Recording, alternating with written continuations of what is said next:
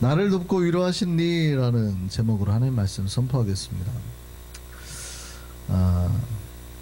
우리가 무언가를 얻으려 할 때 뭐 도움도 마찬가지고 위로도 마찬가지입니다. 아니면 돈도 마찬가지고 우리가 어떤 누군가로부터 도움을 얻고 이득을 얻으려고 할 때 나에게 도움을 줄 수 있는 분이, 저 사람이 진짜 나에게 도움을 줄 수 있는지 없는지를 명확하게 알고 구해야 됩니다.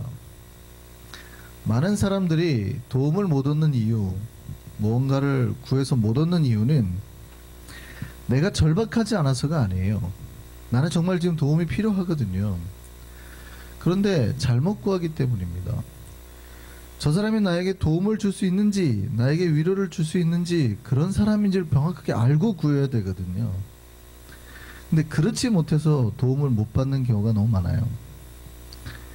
예를 들어서요, 여러분이 지금 설교 말씀을 듣고 싶어요. 은혜를 받고 싶어요. 그럼 누구한테 가야 돼요? 목사한테 가야죠. 근데 여러분이 의사를 찾아간단 말이죠. 그리고 의사한테 갔더니 나한테 좋은 은혜의 말씀을 해주세요. 혹은 학교 선생님한테 가가지고 좋은 물고기 있으면 좀 저한테 파세요. 아들이 아프니까 델리 가게 가가지고 제발 우리 아들 수술해 주세요. 이게 완전 잘못하고 있는 거죠. 내가 도움을 구하고 뭔가를 얻으려고 할 때 구하는 대상을 완전 잘못 찾고 있는 겁니다. 여러분이 절실함이 없다는 게 아니에요. 여러분 진짜 필요해요. 내 아들이 죽어가고 있고 내가 몸이 아프고 정말 나에게 힘들어요. 나는 도움이 필요하고 위로가 필요하고 마음이 아프단 말이죠. 그런데 도움을 구해야 될 대상을 잘못 찾으니까 도움을 얻지 못하고 있는 거예요. 여러분이 수십 미터 땅속에서 정말 금강석을 캐고 있는 광부한테 가가지고 마스크 쓰고 가가지고 우리 아들이 지금 아파 죽으니까 제발 백신을 주세요, 백신 주세요 한다고 해서 백신 나와요, 안 나와요? 안 나오죠. 여러분이 아무리 사흘 밤을 새고 그 사람을 붙들고 해봤자 도움을 못 얻는 거거든요. 그냥 여러분에게 돌아오는 것은 흙먼지뿐이에요. 여러분 잘 생각하셔야 됩니다. 내 인생에서 진짜 나에게 도움을 주실 리가 누구냐? 나를 구원하고 살리고 내 생명을 지키고 내 자녀를 지켜주실 분이 누구냐? 나를 위로하고 내가 힘들 때 나에게 도움이 되고 나에게 평안을 줄 수 있는 분이 누구냐? 잘 보셔야 된단 말이에요. 나는 도대체 누구에게 도움을 요청하고 구하며 살고 있는가? 많은 사람들이 정말 도울 수 없는 사람한테 가서, 내 아들이 지금 죽어가고 있거든요. 그럼 빨리 의사를 찾아야 되거든요. 근데 자꾸 옆집 아저씨를 붙들고 델리 가게를 찾아가고 은행장을 찾아간단 말이에요. 도울 수 없는, 도울 힘이 없는, 능력이 없는 그런 존재한테 가가지고 달라고 한단 말이죠. 마치 내가 벤츠가 필요해요. 근데 아무런 능력이 없는, 지금 돈이 없어서 쓰러져 가고 있는데 그 사람한테 가가지고 나한테 제발 벤츠를 사달라고. 가능할까요? 안 가능할까요? 우리를 진짜 돕고 위로할 수 있는 분이 누굴까요? 여러분의 인생을 도와줄 수 있고 여러분의 영혼을 깊은 곳까지 위로할 수 있는 분이 누굴까요? 도울 수 있는 능력이 있고 진짜 위로할 수 있는 힘이 있는 분이 누구냐 이 말이에요. 오늘은 우리를 도우실 수 있는, 또 위로할 수 있는 분에 대해서 한번 보려 합니다. 우리의 도움이 어디에서 옵니까? 성경은 우리의 도움이 하나님으로부터 온다라고 말하고 있습니다. 믿으십니까? 시편 우리 121편 말씀 보시죠. 자, 우리 같이 크게 읽겠습니다. 내가 산을 향하여 눈을 들리라. 나의 도움이 어디에서 올까? 그랬더니요, 나의 도움은 천지를 지으신 여호와에게서로다. 명확하게 알자는 거예요. 우리의 도움이 도대체 어디서 오느냐? 아, 내 도움이 어디서 올까? 나의 도움이 도대체 어디서 올까? 돈 많은 우리 사장님? 잘생긴 우리 신랑? 아니라는 거죠. 나의 도움은 누구한테서 온다고요? 여호와에게서 옴을 믿으시기 바랍니다. 하나님이 직접 말씀하셨어요. 내가 돕겠다. 내가 돕겠다. 그 얘기는 다른 데서 도움을 구하지 말라는 거예요. 이사야서 41장 말씀 보시죠. 두려워하지 말라. 내가 너와 함께함이라. 놀라지 말라. 나는 네 하나님이 됨이라. 내가 너를 굳세게 하리라. 참으로 너를 도와주리라. 누가요? 내가. 하나님 말. 내가 참으로 너를 도와주리라. 나의 의로운 오른손으로 너를 붙들어 주리라. 우리의 도우심은 하나님임을 믿으시기 바랍니다. 여러분, 하나님께 도움을 청해야 도움을 받을 수 있어요. 근데 많은 이들이 하나님의 도움을 받지 못해요. 여러 가지 이유도 있을 수 있겠지만 가장 큰 이유는 하나님께 도움을 구해야 되는데 하나님께 도움을 안 구하는 거예요. 도울 수 없는 세상의 힘, 세상 사람들에게 도움을 요청하기 때문이에요. 좀 돈 있어 보이는 사람에게, 권력 있어 보이는 사람에게 우리가 쉽게 마음을 의지해요. 하나님을 분명히 내 도움이라고 내가 교회에서는 배우고 내 마음으로도 믿음으로는 그렇게 생각을 하는데 정말 내가 힘들고 지칠 때 도움이 필요할 때는 하나님한테 구하는 게 아니라 도울 수 있을 법한 내 생각에 돈 있는 사람, 권력 있는 사람한테 가서 구한단 말이죠. 근데 그게 우리가 도움을 받지 못하는 가장 큰 이유입니다. 우리 시편 146편 말씀 보시죠. 뭐라고 하는지, 하나님 뭐라고 하시는지 보세요. 귀인들을 의지하지 말며, 뭐 개역 성경에는 방백이라고 되어 있습니다. 그러니까 권력자라는 말하는 거예요. 권력자, 권세자들. 귀인들을 의지하지 말며 도울 힘이 없는 인생도 의지하지 말지니 그의 호흡이 끊어지면 흙으로 돌아가서 그날의 그 생각이 소멸하리로다. 인간을 내 도움이라고 생각하지 말라는 거예요. 물론 우리가 서로 도와주고 뭐 그거 막는 거 아니에요. 우리는 당연히 서로 돕고 살아야 되죠. 서로 도와주며 살아야 되죠. 그런 거를 뭐라고 하는 게 아니라 진실로 내 인생을 의지하고 살 사람이 누구냐는 거예요. 내 영혼을 의지하고 살 존재가 누구냐는 거예요. 5절 말씀 보세요. 야곱의 하나님을 자기의 도움으로 삼으며 여호와 자기 하나님에게 자기의 소망을 두는 자에게 뭐가 있어요? 복이 있다. 복이 있다. 우리가 복이 없는 이유는 우리가 하나님을 내 인생의 구주로 두지 않고 소망을 두지 않기 때문이라는 거예요. 하나님의 입장에서 보면 참 아이러니한 일입니다. 하나님은 계속 내가 도와줄게, 나를 의지해야 돼 말하고 있거든요. 하나님의 입장에서 보면 당신한테 도움을 요청해야 되는데 많은 사람들이 도움을 요청하러 바위를 찾더라는 거죠. 나무를 찾더라는 거죠. 저 해를 찾더라는 거죠. 해한테, 달한테 빌고 있더라는 거죠. 나무한테 빌고 있더라는 거죠. 하나님 입장에서 보면 되게 웃긴 거라는 거예요. 쟤 뭐하고 있냐 지금. 아들이 죽어간 다음에 의사인 나한테 와야지 지금 막 옆집 델리 가게 가가지고 막 수술해달라고 하고 있단 말이죠. 아주 웃기단 말이죠. 하나님 입장에서 보면은 하나님이 그들의 절박함을 모르는 게 아니에요. 아들이 죽어가고 있는 부모의 심정이 얼마나 절박하겠어요. 근데 절박한 건 알겠는데 왜 죽어가는 아들을 데리고 광부를 찾냐 이 말이에요. 마트를 찾냐 이 말이에요. 의미가 없다 이거죠. 아들을 살리려면 병원을 가야죠. 의사를 찾아야죠. 마찬가지로 도움이 필요하다는 절박함은 인정이 돼요. 하나님 보시기에도. 그런데 많은 인생들이 하나님을 찾지 않고 도울 힘이 없는 인생을 찾더라는 거죠. 그러니까 생명을 구하지 못하고 복을 받지 못한다. 실패한 사람들의 공통점이 있어요. 실패한 사람들의 공통점은 환난 날에 자신을 보거나 아니면 세상의 도움을 구했다는 거예요. 하나님의 도우심을 구할 수 있는 저와 여러분 되기를 바랍니다. 하나님을 찾으셔야 돼요. 하나님 계신 곳으로 나아가야 돼요. 히브리서 4장 16절 말씀 보시죠. 자, 그러므로 우리는 긍휼하심을 받고 때를 따라 돕는 은혜를 얻기 위하여 뭐라고요? 때를 따라 돕는 은혜를 얻기 위하여 은혜의 보좌 앞에 담대히 나아가자. 이 말씀은 예수가 대제사장으로서 우리를 위해서 죽었다는 얘기, 그 말씀 다음에 나오는 거예요. 우리의 대제사장이신 예수를 바라보자 그러거든요. 그럼 예수가 하신 일이 뭐냐는 거예요. 십자가의 죽으심으로 하나님의 그 은혜의 보좌 시은자 앞까지 나아가는 길을 만들었다고요. 그러면 왜 그거를 만들었냐? 왜 예수가 십자가에 죽으셨냐? 때를 따라서, 우리에게 필요한 때를 따라서 돕는 은혜, 하나님의 우리에게 돕는 은혜, 그거를 길을 열어놓으려고 십자가에 죽으셨단 말이에요. 그럼 우리가 그 돕는 은혜를 구하기 위해서 어떻게 해야 돼요? 하나님이 계신 시은자까지, 속죄소까지 나아가서 하나님으로부터 돕는 은혜를 구해야 된다 이 말이에요. 그러려고 예수께서 십자가에 죽으셨다 이 말이에요.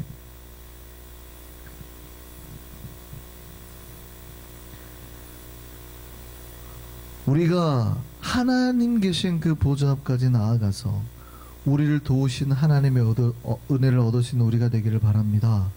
오직 도우심을 얻을 곳은 하나님 계신 곳이다. 그러니까 하나님으로부터 도움을 받는 자는 하나님이 계신 곳까지 찾아 나가는 사람들, 그 은혜의 보좌로부터 우리의 도우심이 있을 줄 믿습니다. 하나님의 우리의 도우심을 믿으시기 바랍니다. 두 번째, 오늘 뭐래요? 위로는 어디서 오느냐? 우리의 위로는 어디서 오느냐? 성경은 또 말합니다. 하나님이 나를 도우시는 분이시며 또 위로하시는 분이시다. 우리의 위로는 하나님으로부터 나온다는 얘기죠. 하나님은 우리를 도와주실 때 함부로 소리치거나 거만하게 말하지 않습니다. 기억해라, 내가 너를 돕는 사람이, 내가 너를 돕는 존재다, 뭐 이렇게 말하지 않으시고 우리를 위로하시면서 함께 도우신다는 거예요. 고린도서 1장 말씀 보겠습니다. 몇 번이나 반복해서 위로를 말씀하는지 한번 보세요. 찬송하리로다. 그는 우리 주 예수 그리스도의 하나님이시요 자비의 아버지시요 모든 위로의 하나님이다. 하나님이 누구라고요? 위로의 하나님이다. 우리의 모든 환난 중에서 우리를 위로하사 우리로 하여금 하나님께 받는 위로로서 모든 환난 중에 있는 자들을 능히 위로하게 하시는 이시로다. 위로를 몇 번 말해요? 계속해서 반복해서 4번이나 위로 하시잖아요. 하나님은 위로의 하나님입니다. 그래서 파라클레토스라고 그러죠. 우리가 성령님을 파라클레토스라고 말을 합니다. 보혜사라는 뜻이죠. 우리는 보혜사로 번역을 했는데 보혜사 성령이라고 말하는데, 이 보혜사의 원래 파라클레토스의 뜻이 뭐냐면 위로자라는 뜻입니다. 위로자라는 뜻이에요. 원래 뜻이. 그러니까 보혜사라는 뜻이 우리를 위로하시는 분이라는 뜻이에요. 또 우리에게 또 다른 보혜사가 있으니, 요한일서 말씀 보면 그러잖아요. 우리에게 또 다른 보혜사가 있으니, 또 다른 위로자가 있으니 라고 말합니다. 또 다른 대언자라고도 되어 있는데 원래는 또 다른 위로자라는 뜻이죠. 근데 또 다른 위로자가 있는데 그 위로자가 또 누구래요? 예수 그리스도예요. 예수 그리스도.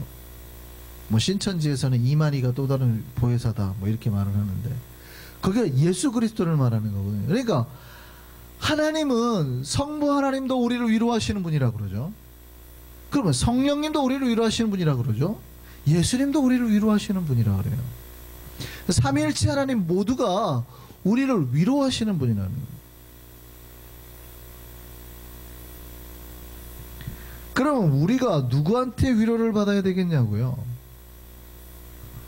하나님으로부터 위로를 받으실 수 있는 저와 여러분 되기를 바랍니다.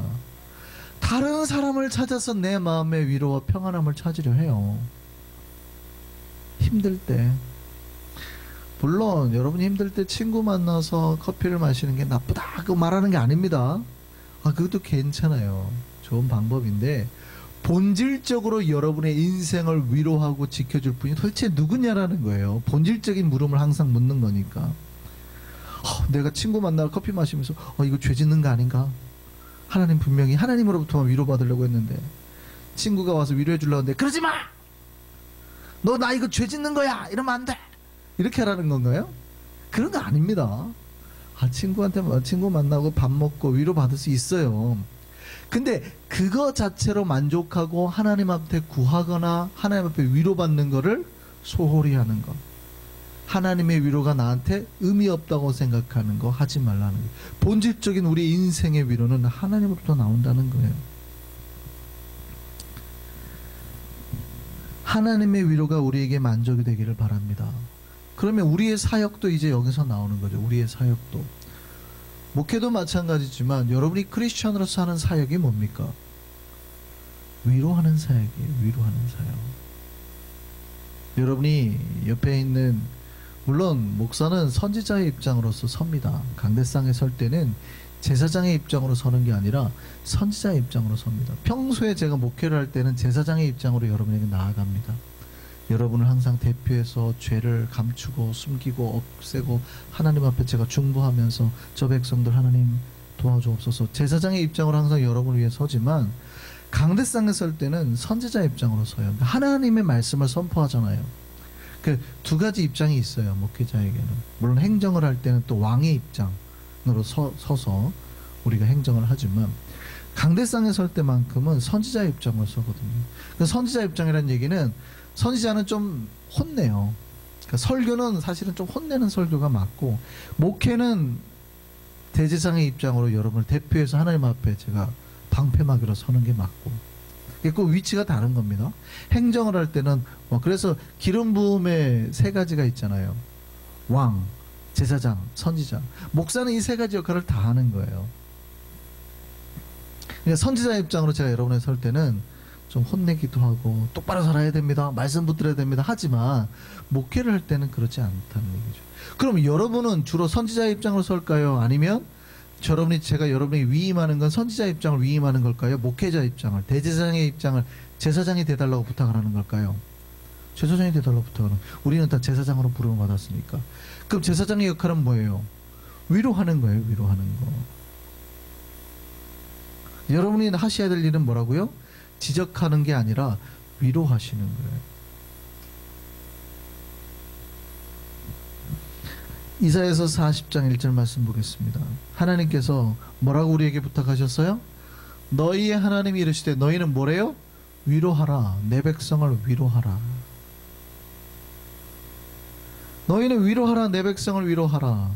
백성들에게 가서 위로. 분명히 죄를 지었을 때 잘못한다고도 이사야가 막 뭐라고 하거든요. 그럼에도 불구하고 그건 선지자의 몫이고, 이 백성들이 서로 해야 될 건 뭐예요? 하나님의 위로를 전하라는 거예요. 하나님의 위로를 전하라. 근데 교인들끼리 막 서로 네가 잘했네 내가 잘했네 이러고 있다면 잘못하는 거예요.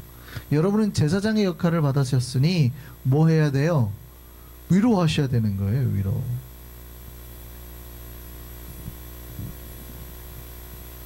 우리는 위로가 필요합니다. 하나님을 만난 우리는 서로를 위로하며 살아야 됩니다. 누가 위로가 필요할까요? 여러분, 힘들고 지친 사람이 먼저겠지요. 그런데 우리 인생에서 힘들고 지치지 않은 사람이 있습니까?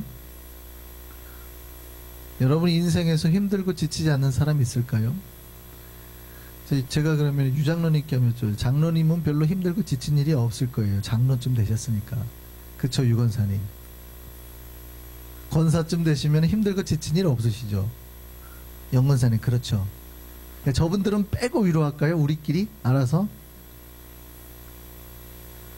저분들에게 위로가 필요할까요? 안 필요할까요? 필요합니까 진짜로? 그러면 목사쯤 되면 위로가 필요하지 않죠? 목사는 뭐 하나님과 뭐 속된 말로 다이다이로 만나는 분. 여러분의 생각에 하나님을 직접 보고 하나님의 은혜 가운데 있고, 그러니까 저는 하나님의 위로가 필요 없겠죠.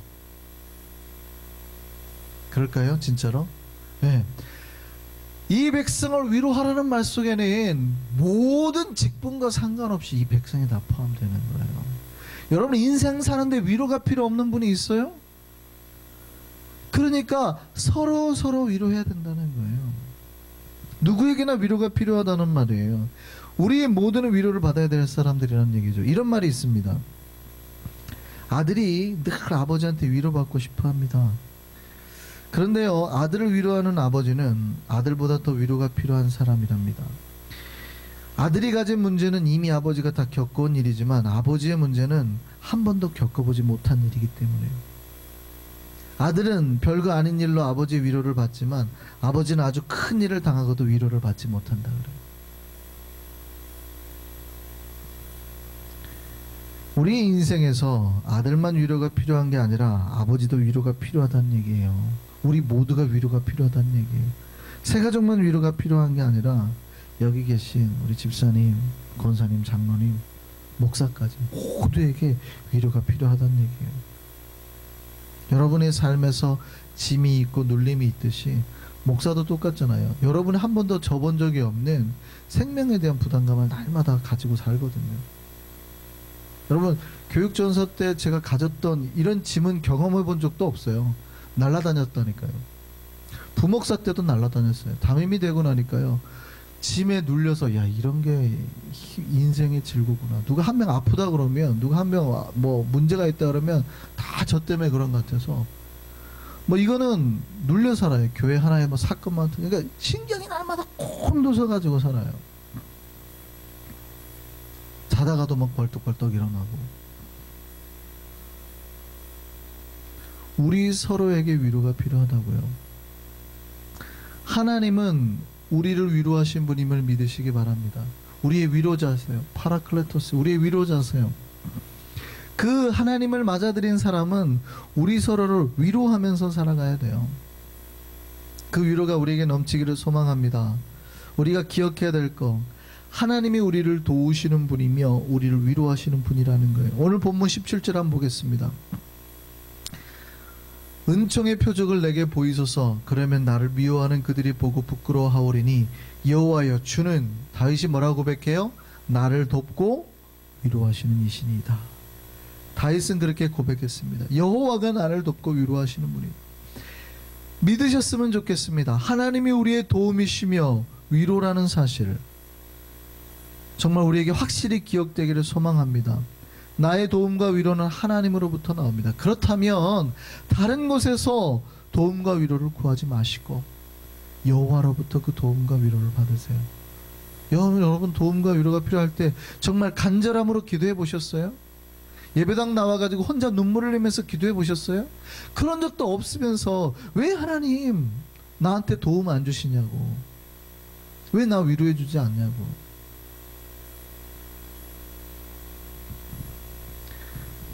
나의 도움과 위로가 하나님부터 나옴을 믿으시기 바랍니다.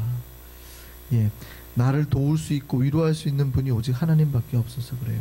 그렇다면 세상에서 찾지 마시고 하나님으로부터 그 도움과 위로를 찾으시기를 바랍니다. 뿐만 아니라 우리가 받은 그 하나님의 도움과 위로를 도움이 필요한 다른 사람에게, 위로가 필요한 다른 사람에게 나눠줄 수 있는 우리가 되기를 바랍니다. 그것이 먼저 부름받은 자의 사명이에요. 저는 우리 일성교회가, 또 우리 한성의 백성들이 그 하나님으로부터 받은 도움과 위로를 전하는 전달자 되기를 소망합니다. 우리 한성의 모든 백성들이 하나님과 도움과 위로를 전하는 전도자로 살기를 바랍니다. 이 새벽을 깨운 백성들이 먼저 앞장서는 선구자가 되기를 바랍니다. 저희 기도하겠습니다.